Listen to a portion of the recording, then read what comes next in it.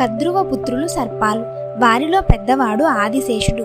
ఆదిశేషుడు చాలా ధర్మబుద్ధి కలవాడు. అతడి తల్లి తమ్ముళ్ళు చేసే అధర్మమైన పనులు నచ్చక ఆదిశేషుడు వారిని విడిచిపెట్టి వెళ్ళిపోయాడు. కొన్ని వేల సంవత్సరాలు బ్రహ్మగారి కోసం తపస్సు చేశాడు. అప్పుడు బ్రహ్మగారు ప్రత్యక్షమయ్యి వరం కోరుకోమన్నారు. శేషుడు బ్రహ్మగారితో, ఓ బ్రహ్మదేవా, నా తల్లి తమ్ముళ్ళు ధర్మం విడిచిపెట్టి నా సవతి తల్లి అయిన వినత గరుడులకి ఎంతో కీడు చేశారు.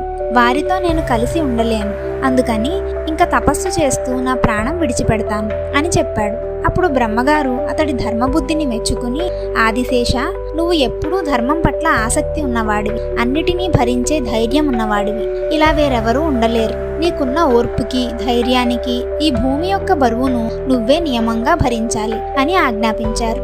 అప్పటి నుంచి బ్రహ్మగారు చెప్పినట్లే శేషుడు భూభారాన్ని మోస్తున్నాడు.